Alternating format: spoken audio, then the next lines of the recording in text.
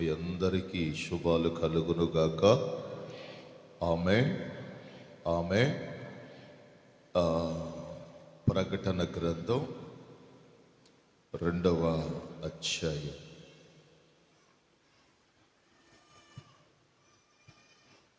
2వ అధ్యాయం 18వ వాక్యము నుండి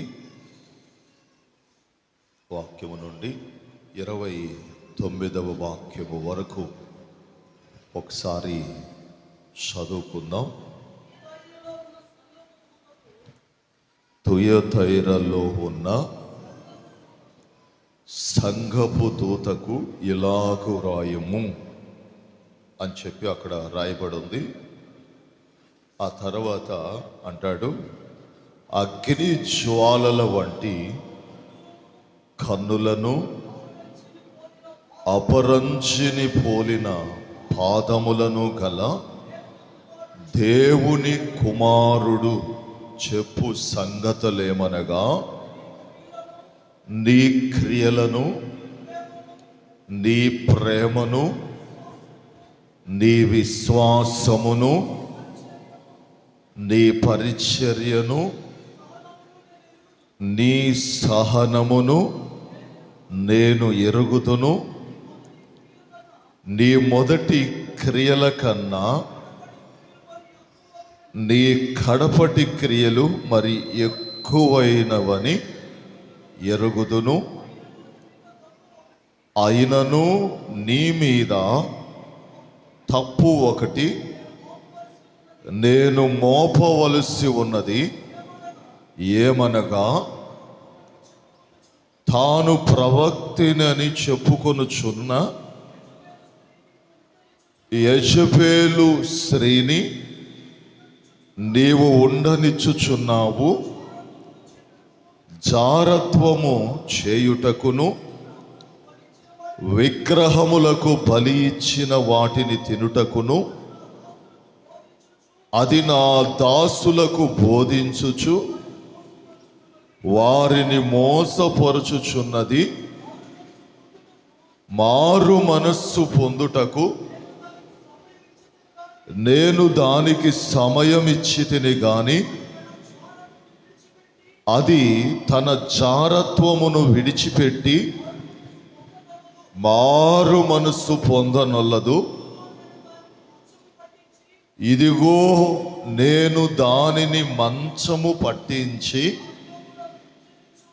దానితో కూడా వ్యభిచరించువారు దాని క్రియల విషయమై మారు మనసు పొందితేనే గాని వారిని బహుశ్రమల పాలు చేతును. దాని పిల్లలను నిశ్చయముగా చంపెదను. అందువలన అంతరింద్రియములను, హృదయములను పరీక్షించువాడును నేనే అని సంఘములన్నీ తెలుసుకొనును. మరియు మీలో ప్రతి వానికి వాని క్రియల చొప్పున ప్రతిఫలమిచ్చును.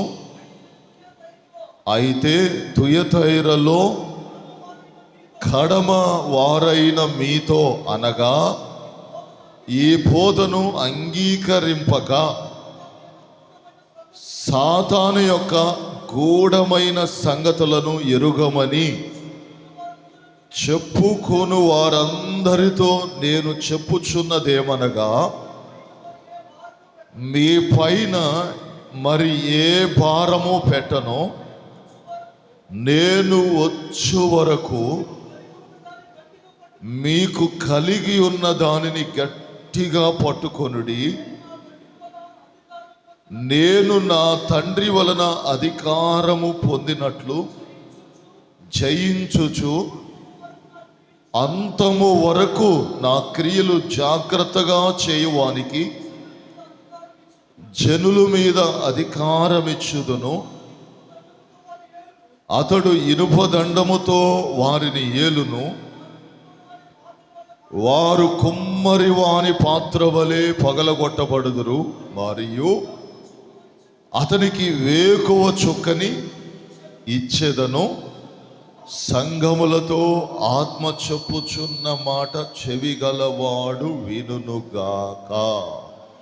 ఆమేన్. హల్లెలూయా, హల్లెలూయా. మరి 4వ సంఘమైన తుయతైర సంఘం గురించి ఈరోజు మనం చెప్పుకుంటున్నాం. గత 3 సంఘాల గురించి మనం ప్రస్తావించాం.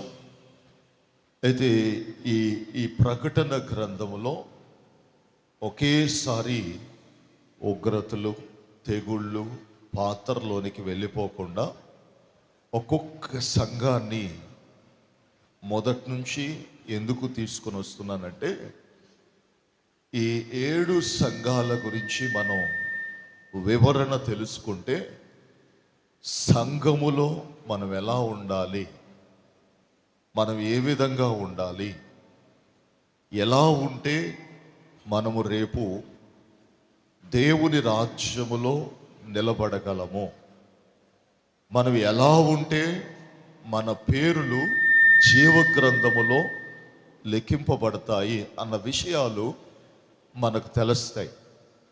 ఒకేసారి ముద్రలోనికి ఒకేసారి అలా వెళ్ళిపోయాం అనుకోండి, మనకు భయమే వస్తుంది కానీ భక్తి అనేది రాదు.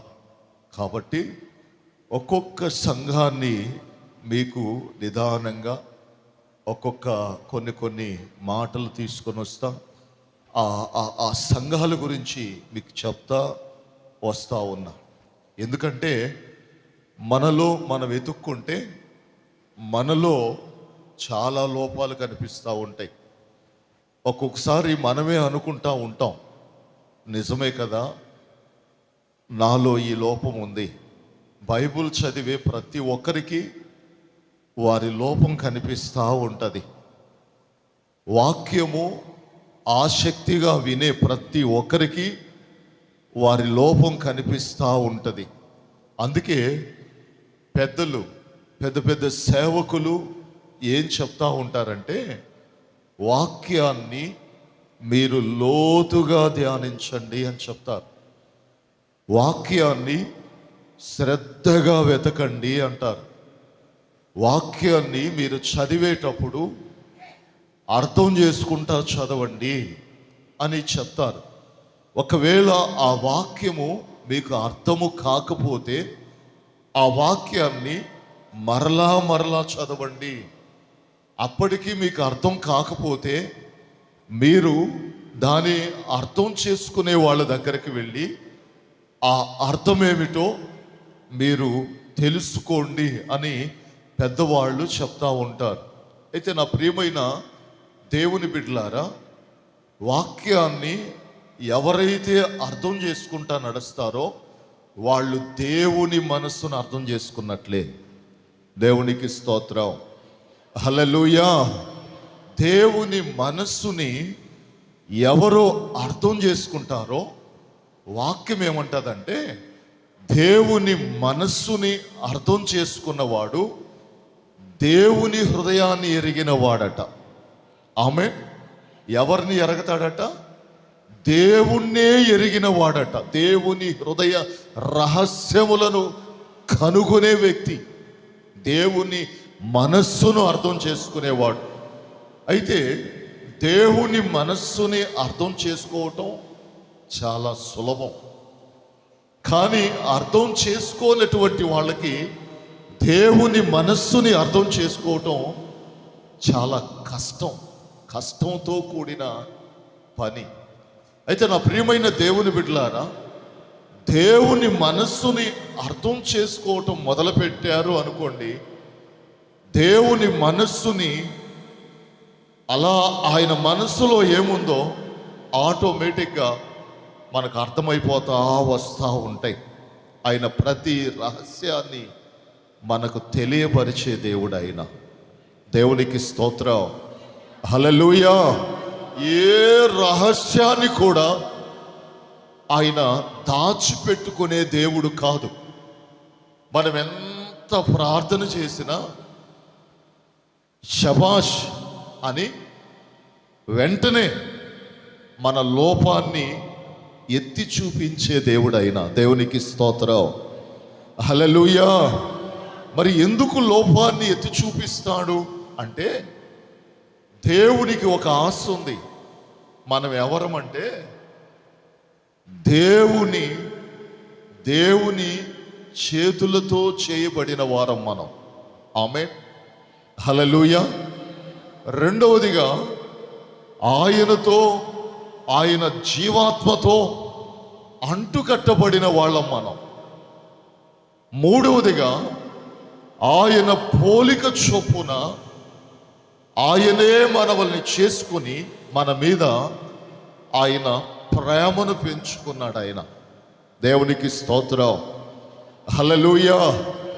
అయితే ఆయనకి నువ్వు కానీ నేను కానీ మరెవరైనా కానీ నశించిపోవటము ఇష్టము లేదు.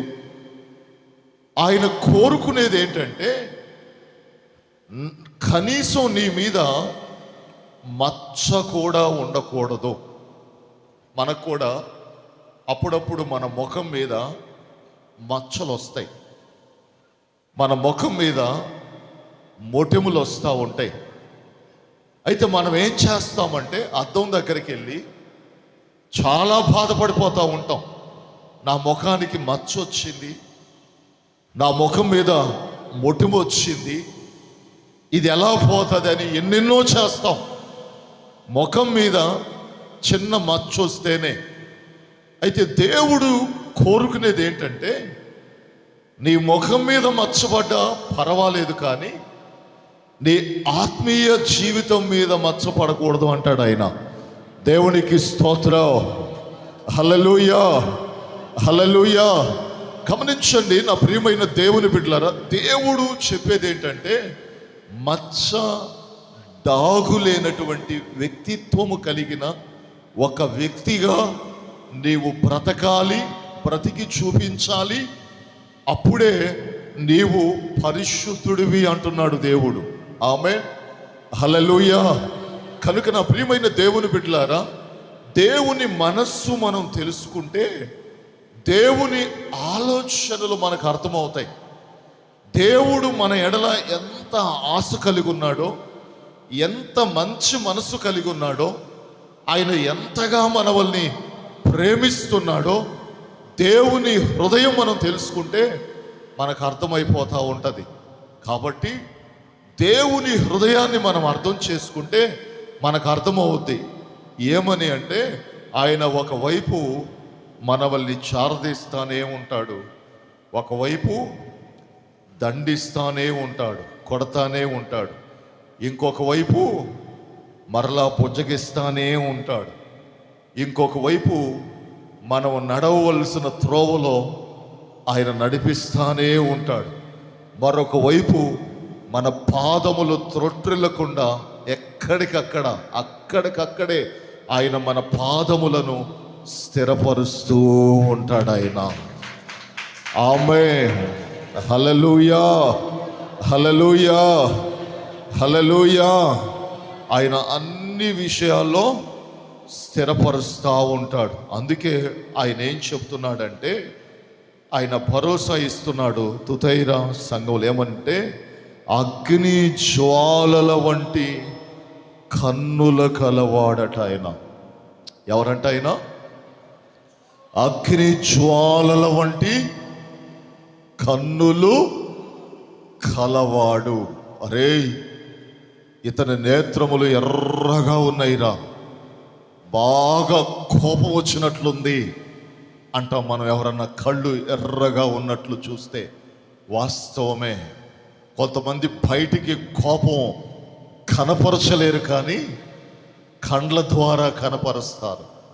వారి కండ్లు ఎర్రగా ఎరుపెక్కిపోయాయి అనుకో, వాళ్ళకి కోపం ఉన్నట్లు. ఏమున్నట్లు? కోపం ఉన్నట్లు.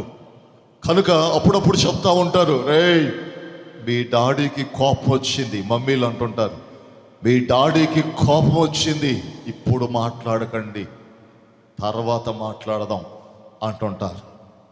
బాగా గమనించండి. అలాగే అగ్ని జ్వాలల వంటి కన్నులు గలవాడైన. ఎలాంటి కన్నులట? పెద్దగా చెప్పండి. మనం అనుకుంటా ఉంటాం ఏమైనా చేసేసి ప్రభువా క్షమించు అంటే క్షమించేస్తాడని. కానీ ఇక్కడ ఆయన గురించి ఏం రాయబడిందంటే అగ్ని జ్వాలల వంటి కన్నులు కలవాడైన, తాట తీయకుండా వదిలిపెట్టడాయన. ఆమేన్, ఆమేన్, ఆమేన్. రెండోదిగా అపరంజిని పోలిన పాదములు గలవాడు. అపరంజిని పోలిన పాదములు కలిగిన వాడు. అప్పుడే ఆ మంటల్లో నుంచి తీసిన కొరివి ఎలాగైతే ఉంటుందో ఎర్రగా, అలాంటి పాదములు కలిగిన దేవుడైన ఆయన చెబుతున్న, అనగా దేవుని కుమారుడు చెప్పు సంగతులట ఇవి. ఆమేన్. ఎవరు చెప్పే సంగతులట? దేవుని కుమారుడు చెప్పే సంగతులు. ఎవరికి చెబుతున్నాడు అంటే ఆ రోజుల్లో సంఘాలకి చెప్పాడు. ఈ రోజుల్లో ఆ సంఘములలో ఉన్నటువంటి మనతో ఆయన మాట్లాడుతూ ఉన్నాడు, మనతోనే మాట్లాడుతూ ఉన్నాడు. ఈరోజు మనం అనుకోవచ్చు అప్పుడెప్పుడో మాట్లాడేసిన మాటలు ఈరోజు మరలా సేవకుల ద్వారా ఆ మాటలు రిపీట్ చేస్తున్నారు, వాళ్ళు మాట్లాడుతున్నారు అని అనుకోవచ్చు.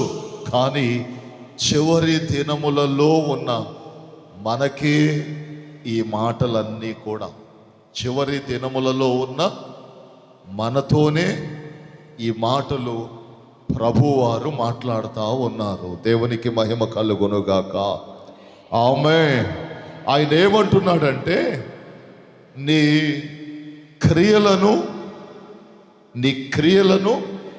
క్రియలు అంటే మనం చేసే పనులన్నిటినీ, అలాగే నీ ప్రేమను. ఈరోజు నీ ప్రేమ, నీ కుటుంబం మీద ఉన్న ప్రేమ కావచ్చు, నీ కుటుంబమై ఉన్న దేవుని సంఘము మీద ఉన్న ప్రేమ కావచ్చు. నేను ఎందుకు అంటున్నానంటే నీ కుటుంబము వేరు కాదు, నీకిచ్చిన సంఘము వేరు కాదు. నీ కుటుంబము, నీకిచ్చిన సంఘము రెండు ఒకటే. దేవునికి స్తోత్రం. హల్లెలూయా. ఎందుకు ఈ మాటలు చెప్తున్నాడంటే నీవు నీ తల్లిదండ్రులను ప్రేమించలేదనుకో, దేవుణ్ణి కూడా ప్రేమించలేవు. నీవు నీ కుటుంబాన్ని ప్రేమించలేదనుకో, దేవుణ్ణి కూడా ప్రేమించలేవు. కాబట్టి దేవుడు నీ కుటుంబముతో పోల్చి ఆయన మాట్లాడతాడు. ఒక్కొక్కసారి భార్యాభర్తల బంధముతో ఆయన పోల్చి సంఘాన్ని పోలుస్తూ మాట్లాడుతూ వస్తూ ఉంటాడు. కనుక నా ప్రియమైన దేవుని బిడ్డలారా, సంఘము వేరు కాదు, కుటుంబము వేరు కాదు. కుటుంబము మీద ఎంత ప్రేమ నీవు చూపిస్తావో సంఘము మీద కూడా అంత ప్రేమ నీవు చూపించాలి. చూపించినట్లయితే నీ కుటుంబాన్నే కాదు, దేవునిని నువ్వు ప్రేమించినట్లు. అయితే చాలామంది ఆ దినాల నుండి, ఆది కాలము నుండి, ఆది కాలమే కాదండి, ఆది అపోస్తుల కాలమే కాదు, ఆదాము అవ్వల దగ్గర నుండి కూడా దేవుణ్ణి ప్రేమించిన కుటుంబాలు ఎన్నో ఉన్నాయి. దేవుని కోసం ఆ కుటుంబాలు ఎన్నో ఎన్నో ఎన్నో విధాలుగా త్యాగాలు చేసిన కుటుంబాలుగా, చరిత్రలో నిలబడిపోయిన కుటుంబాలుగా మనం ఎన్నో కుటుంబాల్ని మనం చూస్తూ ఉన్నాం. ఉదాహరణ అబ్రహాం. దేవుణ్ణి ప్రేమించిన కుటుంబం, భార్య భర్త. కుటుంబం అనగా భార్య భర్త. అబ్రహాముతో దేవుడు ఒకే ఒక్క మాట, నీవు నీ ఊరిని, నీ దేశాన్ని, నీ బంధువుల్ని వదిలేసి వెళ్ళిపో. ఒక్క మాటే, అంతే. ఆ మాటకి లోబడి సమస్తాన్ని వదిలేసి దేవుని ముందు తలదించిన వ్యక్తి అబ్రహాం. దేవునికి స్తోత్రం. హల్లెలూయా, హల్లెలూయా. నా ప్రియమైన దేవుని బిడ్డలారా, అలాగే నోవాహుని చూస్తే తన పిల్లలతో కలిసి దేవుడు ఒకే ఒక మాట చెప్పాడు, నోవాహు, నేను చెప్పినట్లుగా నీవు ఓడను నిర్మించు, జలప్రళయము రాబోతుంది. జలప్రళయము రాబోతుంది, ఓడను నిర్మించు అన్నాడు. నోవాహు ఎదురు చెప్పలా. నా భార్య పిల్లల పరిస్థితి, పోషణ పరిస్థితి ఎలా ప్రభువా అని అడగల. ఓడ నిర్మించటములో నా కుటుంబం అంతా కలిసి పనిచేస్తే ఇక మేము లోకములో మేము ఎలా బ్రతకాలి అని అడగల. దేవుడు ఏది చెప్పాడో దానికి లోబడ్డాడు, ఆయన ప్రేమను చూపించాడు. దేవునికి స్తోత్రం. హల్లెలూయా. ఏబు దగ్గరకు వస్తే పిల్లలు పోగొట్టుకున్నాడు, ఆస్తులు పోగొట్టుకున్నాడు, ఆయనకున్న పేరు పోగొట్టుకున్నాడు, రోగి అయిపోయినాడు, శరీరం కుళ్ళిపోయింది. అయినా ఏబులో ఉన్న ప్రేమ, దేవుని మీద ఉన్న ప్రేమను ఆయన పోగొట్టుకోలా. దేవునికి స్తోత్రం. హల్లెలూయా. ఆయనకి ఎన్ని జరిగినా ఏబు గారు అనుకున్నది ఒకటే, దేవుడు ఇచ్చాడు, దేవుడు తీసుకున్నాడు, నాకు అవసరమైతే దేవుడు మరలా ఇస్తాడు. ఆమేన్, ఆమేన్. ఇలా దేవుని మీద ప్రేమ చూపిన ఆ కుటుంబాల్ని మనం తర్వాత గమనిస్తే, అబ్రహాము ఇంట్లో నుంచి ప్రయాణమై వచ్చిన దానికంటే బయటకు వచ్చిన తర్వాత అబ్రహాము 1000 పాళ్ళగా దీవించబడ్డాడు. ఆమేన్, హల్లెలూయా. అలాగే నోవాహుని మనం చూస్తే అందరూ జలప్రళయం వచ్చి కొట్టుకొని పోతా ఉంటే లోకములో ఉన్న అన్ని కుటుంబాలు జలసమాధి అయిపోతా ఉంటే నోవాహు కుటుంబం ఒక్కటే జల ప్రళయము పైన నావలో, ఓడలో, దేవుని రెక్కల నీడ క్రింద భద్రంగా ఆయుష్తో దాగబడిన కుటుంబం అది. ఆమేన్, హల్లెలూయా. యోబుని గమనిస్తే లోకములో నశించిన వారు నశించిపోతా ఉండగా ఆయన ప్రేమ దేవుని మీద నుంచి పోలేదు కనుక ఆ ప్రేమ వలన దేవుడు మరలా ఆయన్ని 1000 పాళ్ళగా దీవించాడు. దేవునికి స్తోత్రం. పోగొట్టుకున్న పిల్లల్ని ఆయన అనుగ్రహించాడు. పోగొట్టుకున్న ఆస్తిని 2 పాళ్ళుగా తిరిగి ఇచ్చాడు. పోగొట్టుకున్న ఆరోగ్యాన్ని 2 పాళ్ళుగా అనుగ్రహించాడు. పోగొట్టుకున్న దానికంటే దేవుడు అత్యున్నతమైన మంచి పేరుని దేవుడు అనుగ్రహించాడు. దేవునికి స్తోత్రం. హల్లెలూయా.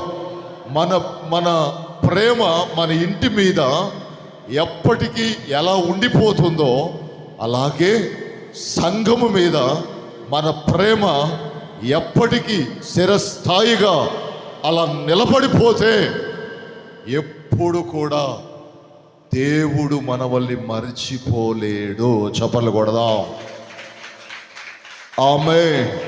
ఆమె ఆయన మూడవదిగా అంటాడు, నీ విశ్వాసమును. ఏమంటున్నాడు ఆయన? నీ విశ్వాసమును. ఎన్నొచ్చినా, ఎన్ని ఆటంకాలు వచ్చినా నీవు నా సన్నిధిని విడవని విశ్వాసము. చప్పట్లు కొడదాం. ఆమేన్. హల్లెలూయా.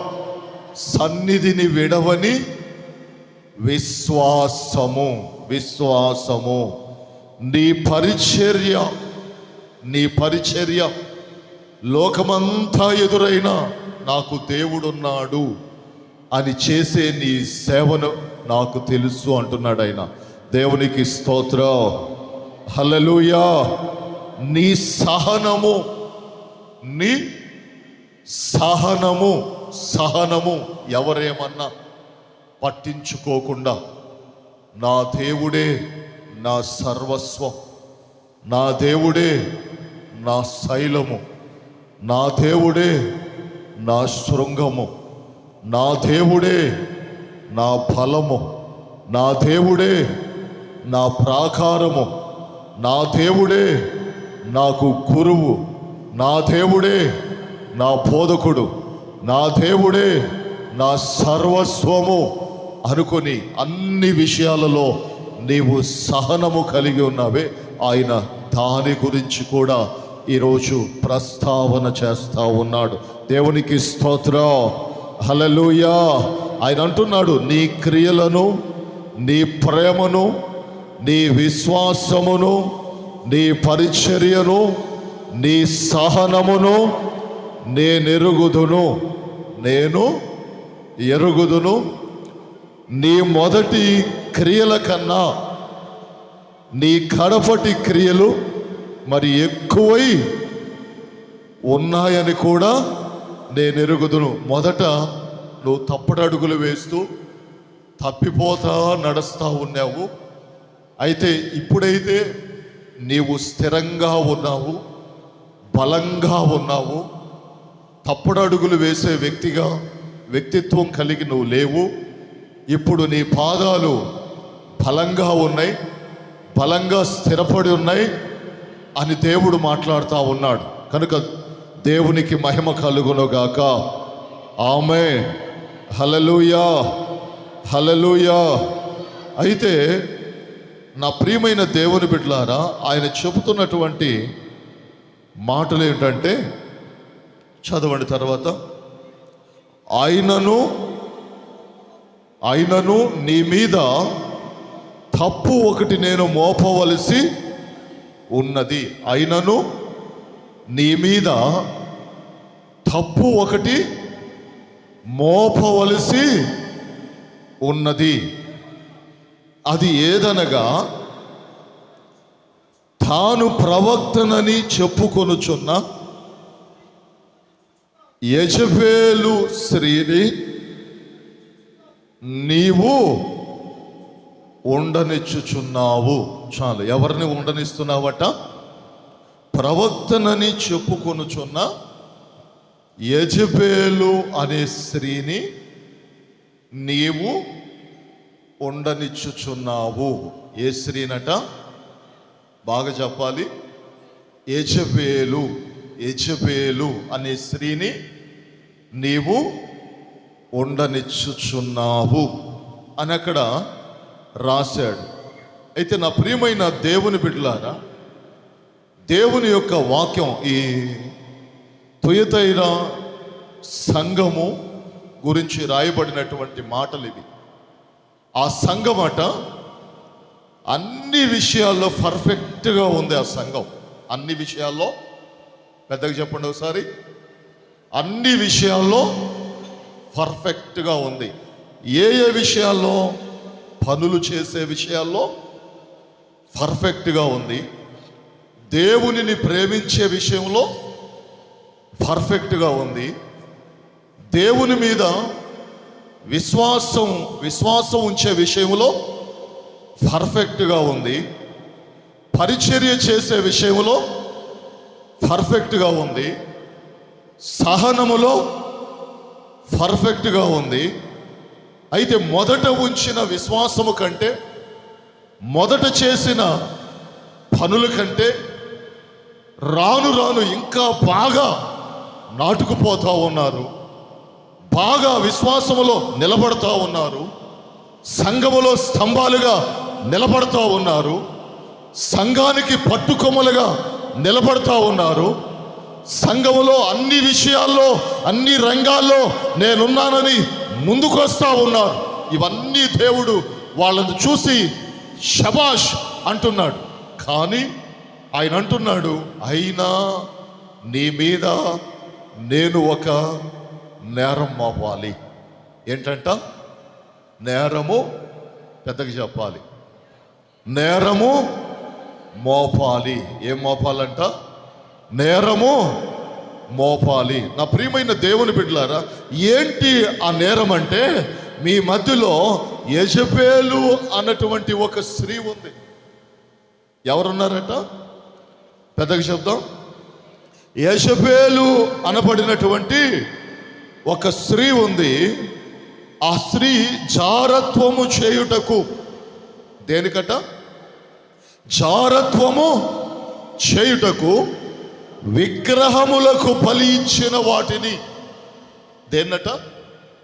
విగ్రహములకు బలి ఇచ్చిన వాటిని తినుటకును, అది తన దాసులకు, ఎవరితోనట? అది తన దాసులకు బోధించుచు వారిని మోసపరుచుచున్నది. వారిని మోసపరుచుచున్నది. వారిని ఏం చేస్తా ఉందట? మోసపరుచుచు ఉన్నది. చూడండి, రాజులు మొదటి గ్రంథం 16వ అధ్యాయం 31వ వచనం. ఒమ్రీ కుమారుడైన ఆహాబు తన పూర్వీకులందరినీ మించినంతగా యెహోవా దృష్టికి చెడుతనము చేసెను.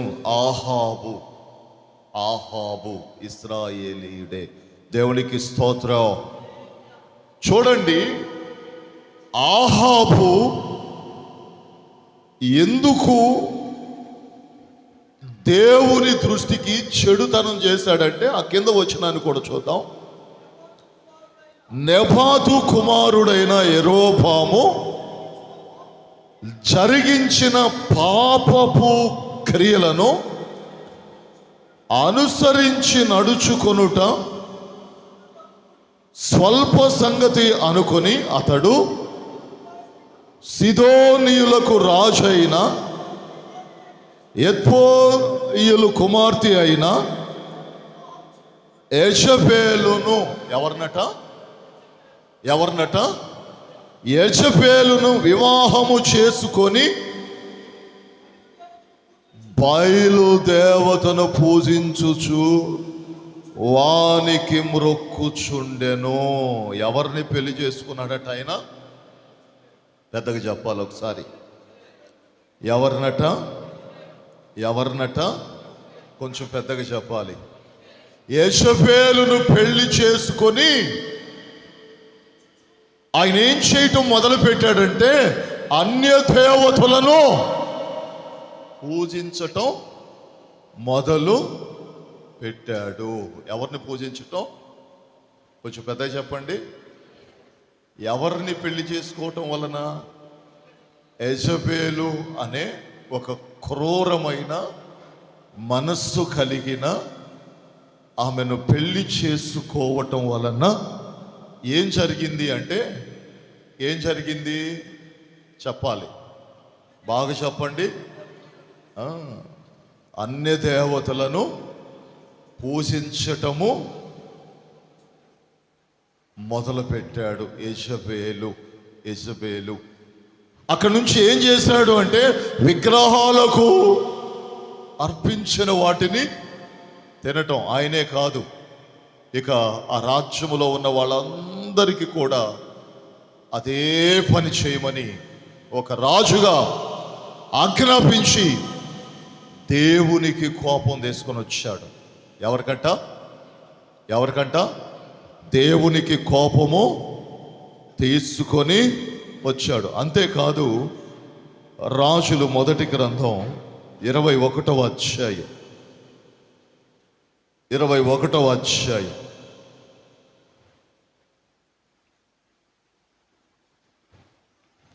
మొదటి వాక్యాన్ని, ఈ సంగతులైన తరువాత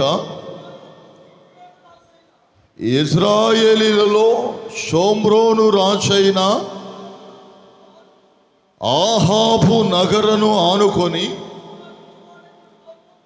ఇశ్రాయేలు వాడైన నాబోతునకు ఒక ద్రాక్ష తోట కలిగి ఉండగా. చూడండి, ఆ తర్వాత నేను కొద్ది మాటల్లో వివరిస్తాను, సమయం తక్కువగా ఉంది కాబట్టి వినండి.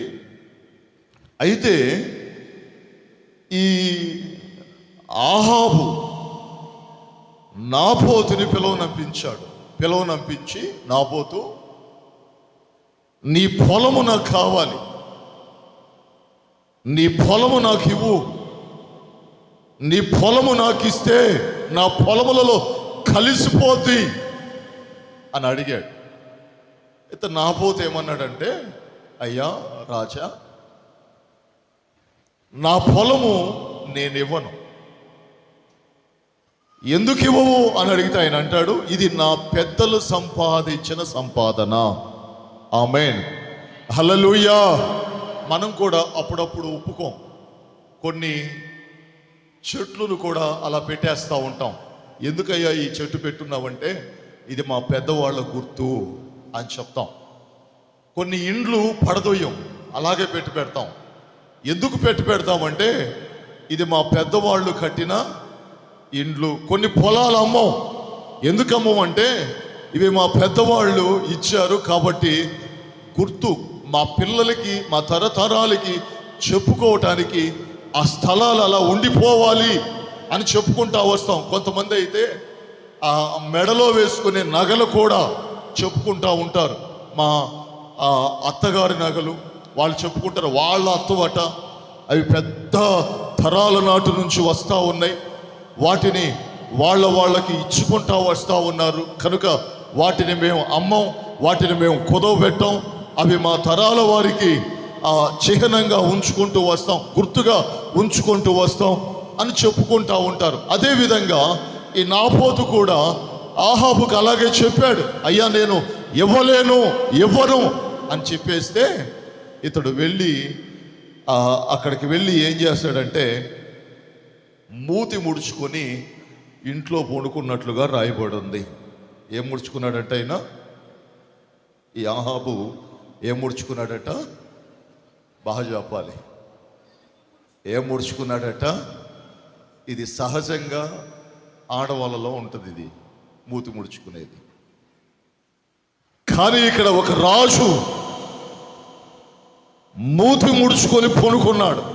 అంటే ఇక్కడ గమనించండి, మూతి ముడుచుకొని పడుకున్నప్పుడు రాణి అయిన యెజబేలు వచ్చింది. ఎవరు వచ్చింది? దుర్మార్గురాలు వచ్చింది ఆడికి. యెజబేలు వచ్చి, ఎందుకు అలా ఉన్నావు అనగానే విషయం అంతా చెప్పాడు. చెప్పిన తర్వాత ఆ వంటది, మరిచిపోయావు నీవు రాజు అన్న సంగతి. చూడండి, నీ చేతిలో అధికారం ఉన్న సంగతి మరిచిపోయావు. వాడిని తుంచిపడేయచ్చు కదా అన్నట్లుగా మాట్లాడింది. ఏమని మాట్లాడిందంటే 7వ వాక్యం నుంచి చూడండి. అందుకు అతని భార్య అయిన యెజబేలు ఇశ్రాయేలీలలో నీవిప్పుడు రాజ్య పరిపాలము చేయట లేదా? లేచి భోజనము చేసి మనసులో సంతోషముగా ఉండు. నేనే యెజెబెలీయుడైన నాబోతు. చూడండి, ఇశ్రాయేలుడైన నాబోతు ద్రాక్ష తోట నీకిప్పించదనని అతనితో చెప్పి ఆహాబు పేరట తాకీదు రాయించి అతని ముద్రతో ముద్రించి ఆ తాకీదును నాబోతు నివాసము చేయుచున్న పట్టణపు పెద్దలను సామంతులకు పంపించెను. ఆ తాకీదులో రాయించినదేమనగా, ఉపవాస దినము జరపవలెనని మీరు చాటించి నాబోతును జనులందరి ఎదుట నిలవబెట్టి నీవు దేవునిని రాజును దూషించితివని అతని మీద సాక్ష్యము పలుకుటకు పనికిమాలిన ఇద్దరు మనుషులను సిద్ధపరుచుడి అని చెప్పింది. అప్పుడు రాళ్ళు తీసుకొని కొడితే అతడు సస్తాడు.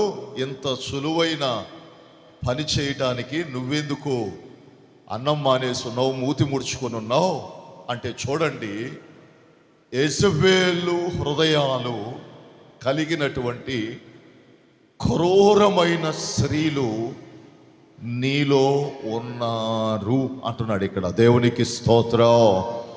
హల్లెలూయా, హల్లెలూయా. వీళ్ళు ఏం చేస్తారంటే, ఈ క్రూరమైన స్త్రీలు, క్రూరమైన హృదయం కలిగిన స్త్రీయే కాదు పురుషుడు కూడా, స్త్రీయే కాదు పురుషుడు కూడా క్రూరమైన హృదయం, క్రూరమైన హృదయం. వీళ్ళ ఆశలన్నీ ఎలా ఉంటాయంటే, ఎప్పుడు పక్కనున్నటువంటి వాళ్ళ సొమ్మునంతా తీసేసుకోవాలి, పక్కనున్నవాడు ఎదగకూడదు. వీళ్ళ గొప్పదు. అలాంటి స్త్రీ. అందుకే వాక్యం కూడా ఏం చెప్తుందంటే, నీవు అవిశ్వాసి అయితే